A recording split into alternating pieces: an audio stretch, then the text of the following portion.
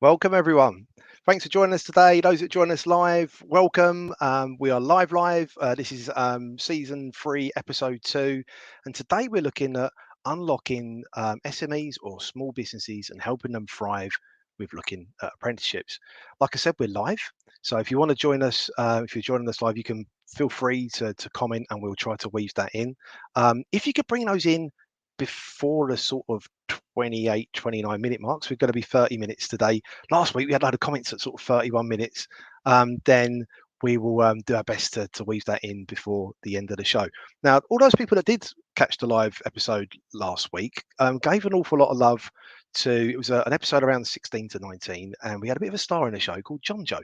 And just to give you a bit of a feedback, because often on streams you could do a comment and you just sort of, oh, that's it, it's sort of done on that day. John Joe had a week and a half. So not only his highlight obviously was being on the stream, he passed his test last week as well, his driving test, and also he's so encouraged by everyone saying around, yeah, you've got a real future in being an ambassador for apprenticeships. He's also started that route as well. So thank you everyone for really encouraging a young person. You've actually probably transformed their career, to be fair. So today is all around small business. Really dovetails in really well. Massive thing for me personally. FE News is a small business. We have 3 apprentices in the business, and this is actually really personal for me. Really quite important. So we've got some really epic guests. I'm going to be joined by Suzanne again as the co-host, but we've got Anthony Impey and Anna Ambrose are going to be guests, but we'll be bringing those in just a bit. But I wanted maybe to set the scene a bit, because sometimes it helps to have a bit of a scene setter. There's been a lot of change in apprenticeships, quite recent as well, actually. So we've had the apprenticeship cap removed for small businesses. We've actually had our first increase in apprenticeship starts in small businesses for the first time in 5 years. Now that's like great, but it is nowhere near as much what we had pre-pandemic or pre-apprenticeship levy. And we've also had a few tweaks and changes to the off-the-job requirements, which is interesting. And I wouldn't mind talking to the audience and also our guests and hosts about that in a little bit. So I'm not here just all on my own. This is completely co-produced with our friends at NCFE and FE News. And my co-host is Suzanne Slater, who's the Director of Operations and Apprenticeships at FE News, NCFE, not FE News. And Suzanne, I wonder if you could come and join us in the studio. Hey, Suzanne, how are you? I'm good, thank you. How are you? Yeah, really good. I'm really looking Brilliant. forward to today's show. I think last week was really interesting to kick It off, and I was. think this dovetails in beautifully, isn't it? You know, it's all around. You know, started 16 to 19 and looking at young people, and I think now looking at small businesses is really interesting. Um, I wonder if I could kick it off by asking you a question, actually, Suzanne, because I know we're going to be sharing the questions out in a bit. Yeah. But there's been a lot of tweaks really to apprenticeships recently. How do you think these could potentially affect small business owners and their engagement with apprenticeships? Yeah. I think there's more change, and continuous change. I think continues to confuse a lot of small businesses, and probably makes enhances the challenges of recruiting an apprentice. So, I mean, I don't think anyone will deny that the apprenticeship system's complex. If you consider funding for large employers is different to funding for smaller employers, and there's probably some who fluctuate between the two. We've got frameworks, standards, mandatory qualifications, non-mandatory qualifications, or the option of, no qualification whatsoever.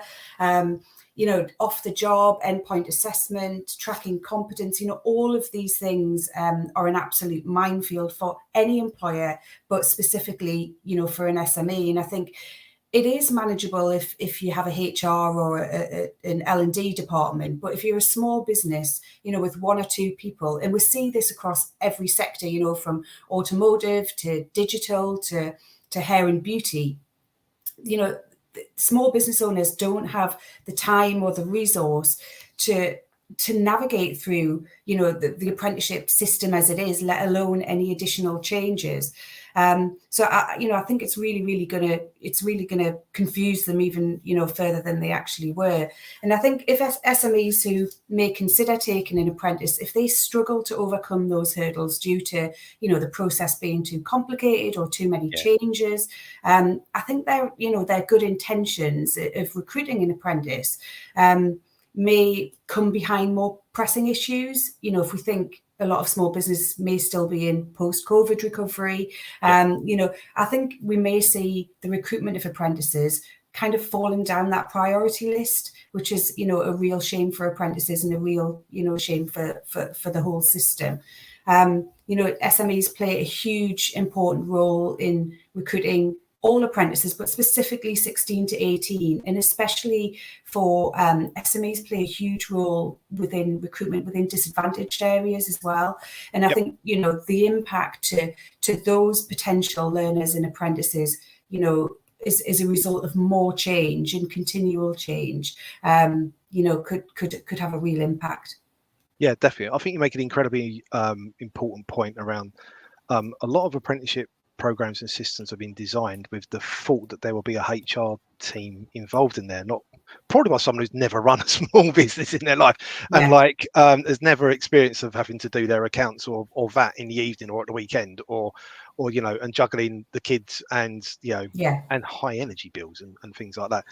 So I'd love to bring in our guests in just a second, but we've already would be nice to say hi, Steve. As my mate Steve Lawrence is already joining us from Facebook. How are you, Steve? Thanks for joining us. And I wonder if I could bring in a guest. Really excited. We've got two incredibly interesting guests. We've got Anthony Impey, who's been on many a stream, and I really rate everything that Anthony says, and has got a real thumb beat on that heart of what is happening with small businesses. Anthony Impey from Be the Business, Anna Ambrose as well, who's done some interesting pieces of research recently with well, there's some ongoing research. I'm hoping we can get a little bit of a sneak insight from Anna, actually, would be really helpful to everyone. But also National Apprenticeship Week. Anna did some really interesting research with London Progression Collaboration around SMEs. So I was wondering if I could bring in Anthony and Anna. Wonderful. Welcome into the studio. Hi there. Welcome. How are you both? Really good, thanks. Yeah, very well, thank you. Good to be here. Yeah, I'm really pleased that you're with us as well. Thank you. Suzanne, I don't know if you want to kick it off with questions to the floor, really. Yeah, absolutely. Well, I think this one, if I can go to Anthony first, that would be great. And just, your experience of working with small businesses, what are the real barriers that they're facing, in terms of recruitment of apprentices, but also that kind of ongoing support and mentoring? Well, really interesting. I was really interested in your comments just now, Suzanne, about the immense potential that the SME business or the SME businesses can offer, and their critical role in making apprenticeships work. We know that small businesses employ more young people than their larger peers, and your comment about small businesses reaching into every corner of the country is really, really, really important. And let's not forget, small businesses are really rooted in their local communities. So they are great recruiters of young people in their localities. So getting this right is really important, and there are several barriers, and I think and you touched on it just now, Suzanne, there is a challenge of navigating a complex system. Yep. And I think the first point I want to make is a complex system by itself is not a bad thing, and in fact I would argue that we need to have a complex skills system because we have a complex economy. We have lots of small businesses in every corner of the economy. We have real, our expertise, not just nationally, but internationally, is based on the specialization of some of our key industries and the small businesses in them. So we probably need to have a complex skill system to support that. I think the challenge is we need to make the navigation of that system much, much easier. It has got to be very easy for a small business, a leader of a small business, to say, actually, I've got a skills gap in my business. I'm going to use apprenticeships. I'm going to use apprenticeships because they are the fastest, most effective way to fill that gap. And I think that is a challenge that we need to address, because small businesses lack the resources of their larger peers, and small business leaders just don't have the headspace to kind of work out how to get the best from the system, which I think takes me on to my second point, which is, it is tough out there at the moment. It is especially tough for small businesses. I think, we've come through, a couple of tough years because of the pandemic, and we're into a whole new set of conditions that are arguably going to be tougher on small businesses than sort of the months that we had under lockdown. I think they're going to be tougher because the scale of government support is less, and the nature of the skill shortages and supply chain disruption and increases in inflation are impacting businesses in very, very different ways. So all the business leaders that I'm speaking to are worried about these conditions. And I think there is a really important thing that needs to be achieved, which is to highlight that actually, to navigate some of these really tough conditions, we have to make the skills system work better for small businesses, because arguably getting the right skills into small businesses will help them get through these very, very tough and uncertain times. Yeah, definitely. I'll sort of I've broken this down a little bit in my head of how I wanted to sort of cover this, because this could be a conference in its own right around sort of looking at small business, what we're doing. So I'll sort of, that section for me is around barrier, but I think it's how do we reconnect? So how does the FE sector reconnect with small business? And we've seen a slight increase in growth, but it's nothing like pre-pandemic, pre-levy. And like you said, Anthony, the market out there is tough. Do you know what I mean? If you're a baker's or whatever, and your energy bill is now like huge. What does that mean for you when you're trying to staff and skill this and navigate a system and things like that? I just think it's interesting. Anna, I know you've been completing loads of interesting research right now with Gatsby and stuff like that, but also some of the other things that you've been doing around National Apprenticeship Week, like this year, the previous one just gone. How can we reconnect with small business as a sector? Anna, I wonder if I could open it up with you, really. Yeah, great, thank you. So I think, I think this touches a lot on many of the points that Anthony just made. That what is really needed and is in many cases missing for small businesses is the support to navigate that complex system. The research that we published in National Apprenticeships Week found a 72% drop since 2014. So a trend that predates the introduction of the levy and some of the other more recent changes, but 72% drop in entry-level apprenticeships, so those at levels 2 and 3.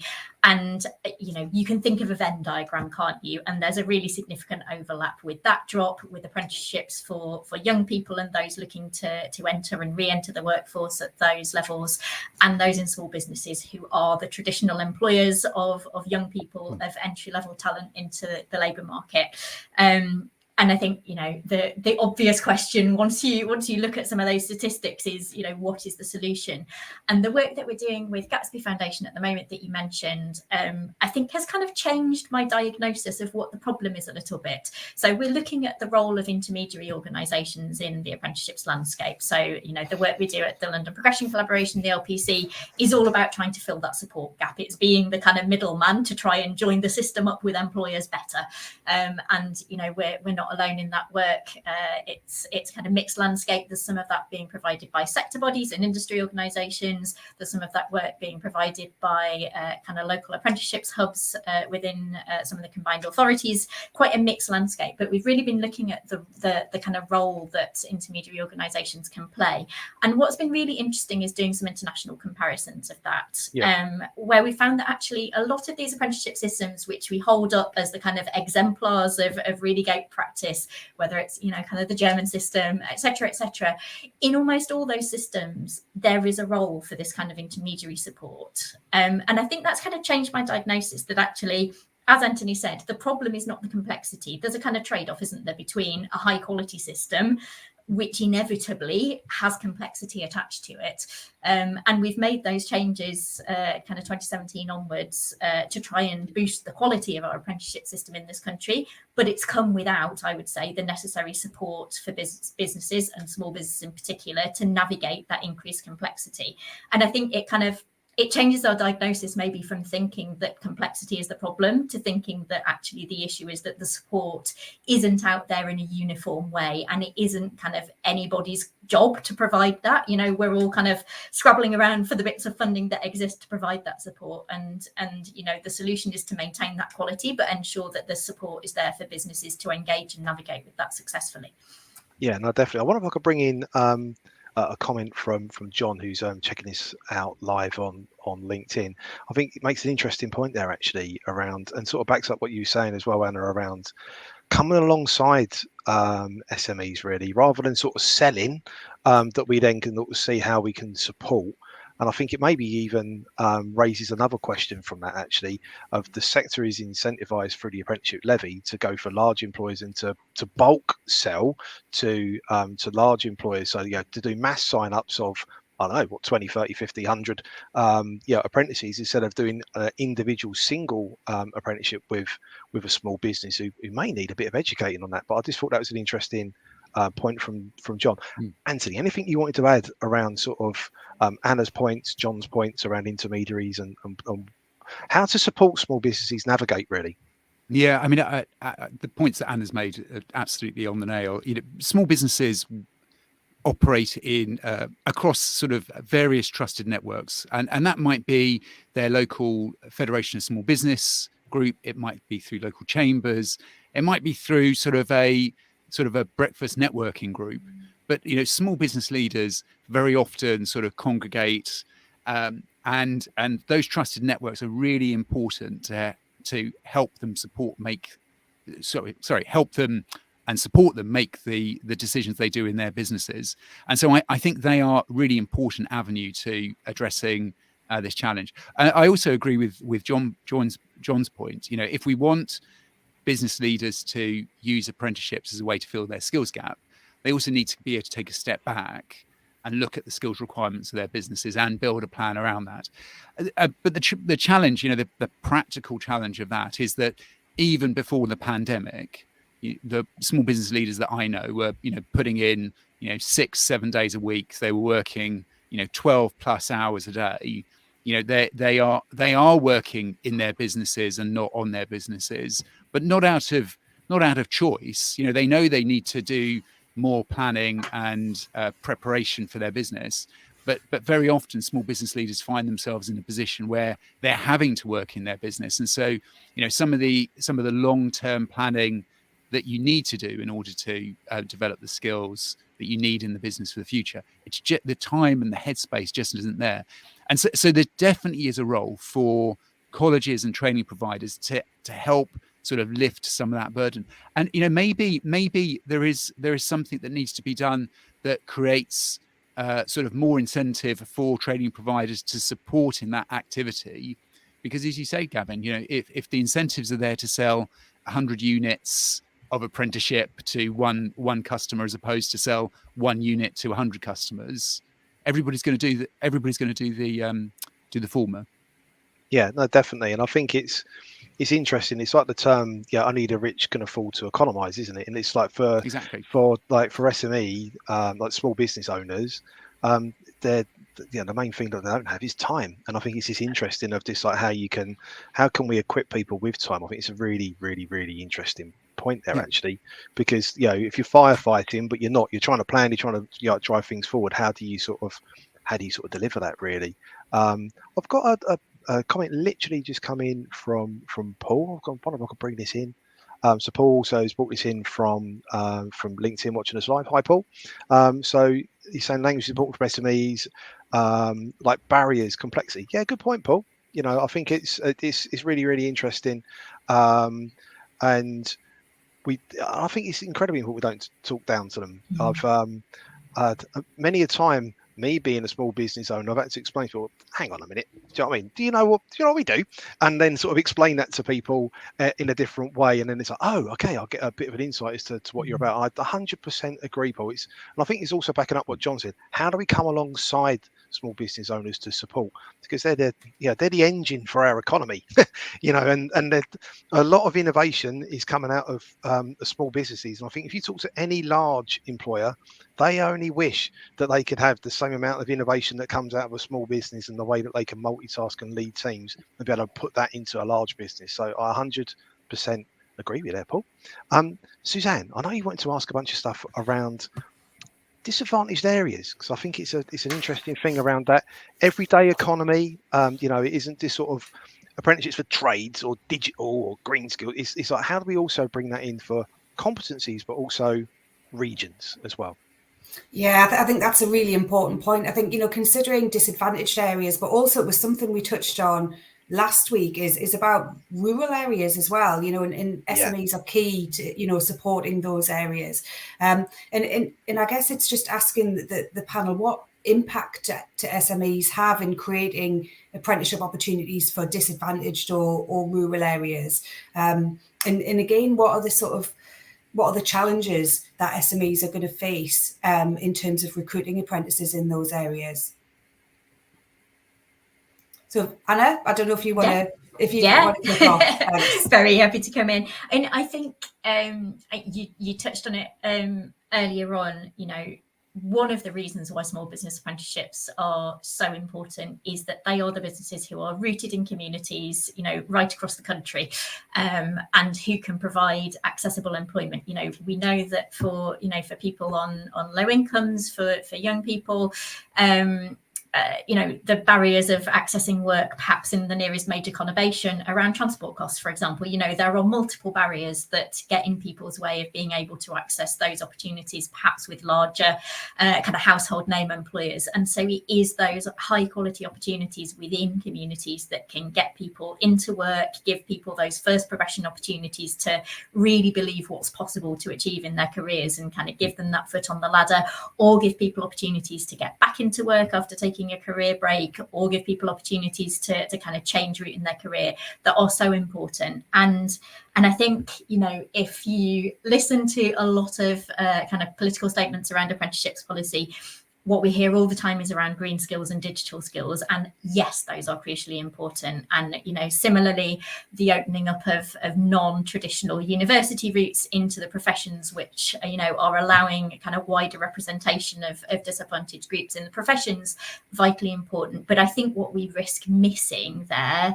you mentioned the kind of everyday economy terminology, what we miss is the sectors which are rooted in communities, which are, not just vital for employment, but frankly vital for all of us to kind of function in society. So social care, early years care, hospitality, which makes somewhere a thriving and lovely place to live, all those things which are really important sectors who are really struggling for skills and to recruit people at the moment. And I think, it's mixed up with lots of things about what constitutes kind of high quality work, lots of kind of judgments about particular sectors and what's prestigious and what's not.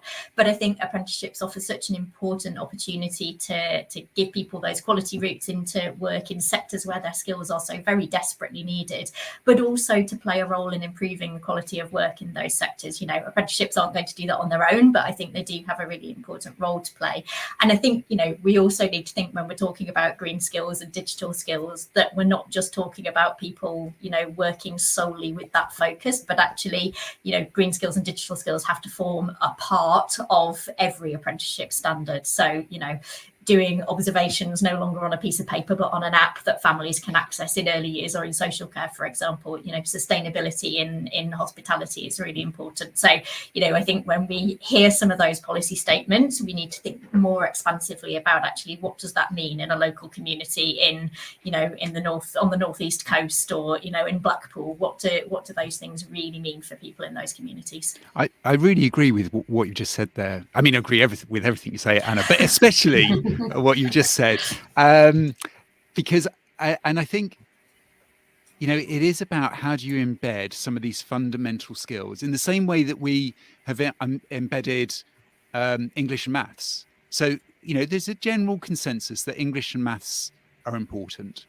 I'm not going to go down the GCSE route of whether you have to have GCSE maths or English, but there's a general understanding that all jobs require those essential skills, and maybe we need to think in the same way regarding green skills and digital, that actually they are a fundamental building block, and let's not make them a like something separate or a sort of a bolt-on, but just one of these kind of foundational skills that if we are going to be competitive in a global economy, if we're going to be competitive full stop, we need to, these things need to be hardwired into the core of the in the system. I think the other thing is, apprenticeships play such an important role in driving social mobility, and small businesses have the key part to play because they just sit in every part of the country. Going back to your opening comments, Suzanne, that spread of small businesses from one end of the country to another mean that we can address sort of geographic inequality and social mobility in ways that you can't do any other way. So small businesses are the key to achieving this. Yeah, 100%. And I think it's interesting as well. There's been some reports come out last week. Lightcast brought out a really interesting report on AI and how it's used across many, many different. I mean, we've had AI at FE News for 7 years now. And there was a report out today, NFER, looking around artificial intelligence as well. On my date night last week with my wife, Kelly, we was talking about AI and Agile. Do you know what I mean? So I'm in media and creative. Great She's date night. In date night. I mean, how did I get so geeky? You know what I mean? Anthony, every date night for me is always a great night. But it was, it's just interesting that is across everything. Green skills are going to be across every sector. AI is it isn't like huge, enormous sort of robots walking about with Elon Musk. It's many different things really. I want to bring in James as well, and he's got an interesting point around looking at the future around Gen Z and encouraging industries which are struggling. I think also an equally interesting point is that we're seeing more and more from Office for National Statistics around this week was around looking at the increase in people that got a long-term illness. So that'll be returners to work when they're sort of on the road to recovery, but also apprenticeships are for everyone. So I think also we've got that people that particularly with the cost of living. Which we'll be covering quite soon on the live stream, is around what does that mean for not just for young people but for everyone if they're going to be re-looking at coming back into the place of work. I've overrun already. There was a question that Lou Doyle from Mesmer said to me before we joined the stream on socials around maybe there's a way with small businesses that are looking at procurement for maybe in our sector, maybe in FE and skills, or maybe in others where it should be maybe a requirement to have apprentices on board. I don't know if anyone's got any comments or thoughts on that, but I'm already overrun, everyone. I just think we could speak about this for forever, really. But I don't know if anyone's got any thoughts on, is that a practical thing that could happen? Could I come in with a 30-second answer to this? I don't especially like that idea. I mean, it would have an impact, but I think the moment you make this about stick as opposed to carrot, it kind of creates the wrong incentives. Training and recruiting apprentices into your business is just good business, and I think if we can land that message and we can help small businesses achieve that will achieve all the results that we need. Yeah, definitely. I think that's a really good point. Yeah, I agree. I think it's about, there's got to be a need there. There's got to be an opportunity there for a young person. And we don't want to encourage, any sort of, bad practice or, for any apprentices to have a bad experience as well, because, they're having to take an opportunity. Yeah. And I would say, the small businesses we work with want to do great things. They, they are looking to do the right thing, not just for their business, but also in so many cases for their local community. And actually what's needed is the help to enable them to do that. Yeah, no, that's really, really cool. I'm going to wrap it up. So thank you everyone for joining us today, joining us live. If you want to catch up, I hope you enjoyed this session as well. Really cool insights, around what does that mean for local regional economies? What does it mean for, maybe thinking around how we can come alongside SMEs rather than seeing it as like a sale. How can you be more consultative with how we support, and what is the role of helping people navigate? I think that's just really interesting, and hopefully the powers that be are checking this out and coming at this from a different angle really, and can see it from there. We're going to be taking a bit of a gap of 2 weeks. Next week I'm going to be at the Fab conference, so I hope anyone who sees you there, say hi. Then we're going to take a little bit of a time out for half term. Really interesting show is going to be coming back actually on the 3rd of November, 10 a.m. It's going to be the cost of living crisis in apprenticeships. I think that's something that's not often talked about, but we're going to be doing a little bit of work with our friends at NCFE around raising awareness around this and what does it mean. And I just want to say massive thank you. This is a totally co-produced live stream. So Suzanne, thank you for joining us and hosting on this today. Anna and Antonio, really cool insights, thank you. In the background with NCFE, I just want to say massive thank you to Sam. I want to say thank you to Lindsay and Elliot. Really couldn't do this without you. Also, Team FE News. This has actually been in the background. It's set up with a team of 3 apprentices that have been supporting this actually in a small business. So we're actually living it. So I want to say thank you to Finley. I want to say thank you to Holly. I want to say thank you to Danielle. And I just want to see you really soon on the 3rd. And thank you so much for joining us. And I'm just going to bring at the end. We've got another load of comments coming in right at the end. I'm going to actually shut this down, and then I'm going to leave those comments up at the end for everyone to be able to check out. So yeah, thanks for joining us today, and we'll see you really, really soon.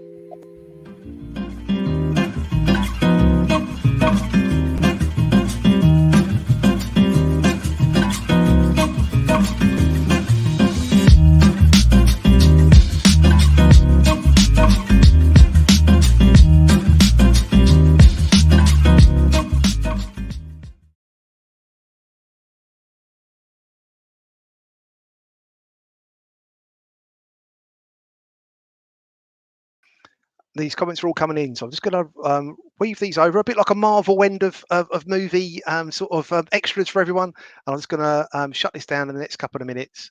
And thanks everyone for joining us.